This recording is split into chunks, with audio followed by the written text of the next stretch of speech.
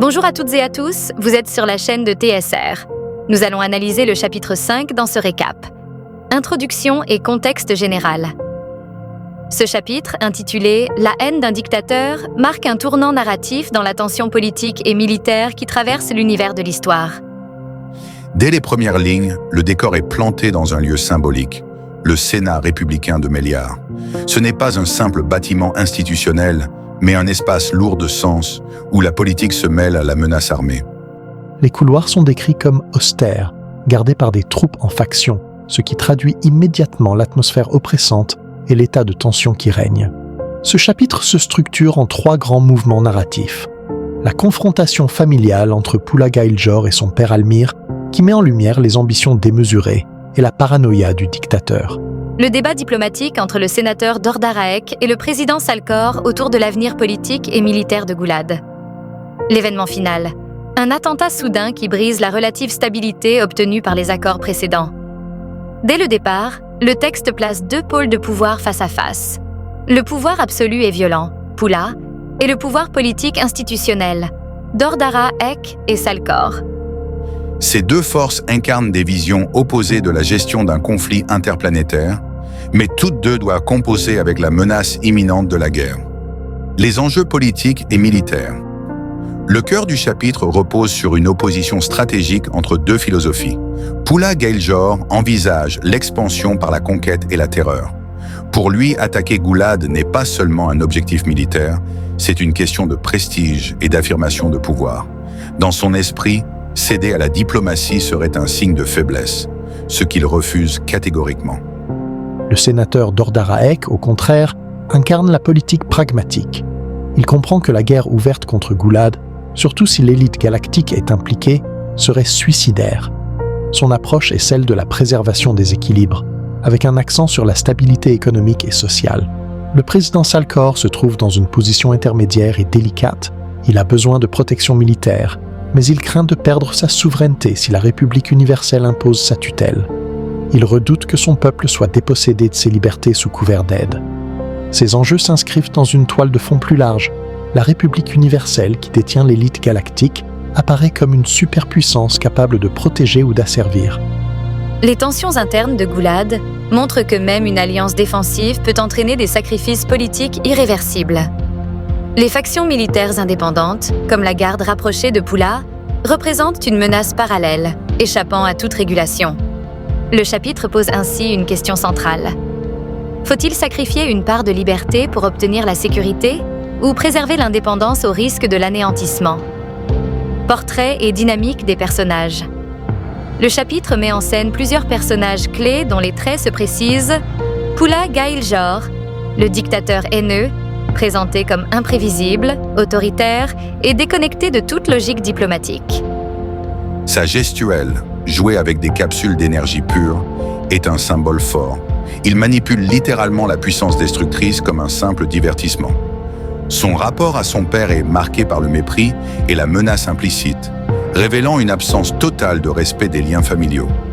La lueur démente dans ses yeux souligne un aspect psychologique inquiétant. Son pouvoir est nourri par une obsession maladive de contrôle. Almir Gail-Jor, le père désespéré.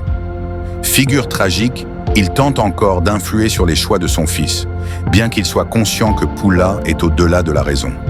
Sa posture rappelle celle d'un diplomate expérimenté, mais il se heurte à une volonté figée dans la violence. Son échange avec Pula illustre l'échec d'un dialogue familial dans un contexte politique extrême. Dordaraek, le sénateur conciliateur. Pragmatique et lucide, il incarne la voix de la raison dans le chaos ambiant. Sa capacité à négocier avec Salkor montre qu'il comprend la complexité des rapports de force. Le passage sur les fleurs et les fruits de Palmyre révèle une humanité rare dans cet univers militarisé. Il sait écouter, percevoir la sincérité et répondre avec bienveillance. Salkor, le président inquiet. Porte-parole des peurs d'une petite nation face à une superpuissance. Ces conditions montrent un attachement fort à l'autodétermination. Il n'est pas naïf. Il connaît les précédents où l'aide militaire a été synonyme de perte d'indépendance. Construction dramatique et progression narrative. La construction du chapitre est méthodique. Tension initiale.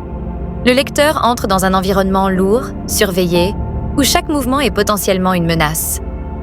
La scène d'ouverture avec les soldats prêts à tirer installe une tension physique immédiate. Conflit verbal.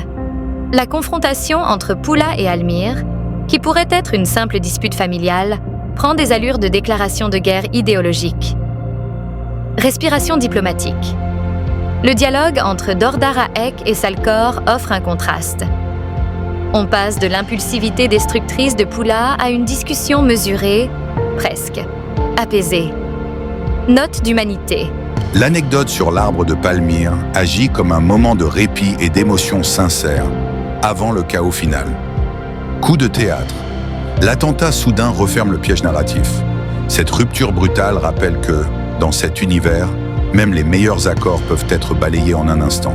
Ce schéma donne au chapitre un rythme monté en tension, apaisement, choc final, efficace pour tenir le lecteur en haleine.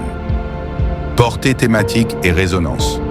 Au-delà de l'action et de la politique, le chapitre soulève plusieurs thématiques universelles. L'aveuglement du pouvoir. Pula représente le dirigeant qui confond autorité et brutalité, persuadé que la peur est le ciment de l'ordre. La fragilité des alliances, même un accord équilibré, comme celui conclu entre Salcor et Dordara-Ek, peut être réduit à néant par un événement imprévu. La mémoire des précédents historiques. Salcor évoque les mondes qui ont perdu leur liberté après avoir accepté une aide militaire. Un écho à de nombreuses situations réelles dans notre propre histoire. L'humanité au cœur du conflit. Le ministre qui parle des fleurs de Palmyre rappelle que même au milieu des tensions interplanétaires, il reste des désirs simples, esthétiques, presque poétiques, qui font partie de la condition humaine. La fin du chapitre, avec l'explosion et l'apparition mystérieuse de silhouettes dans la fumée, agit comme une accroche narrative puissante. Elle prépare le lecteur, ou le spectateur, à basculer dans une séquence où la diplomatie cédera totalement la place à l'action militaire.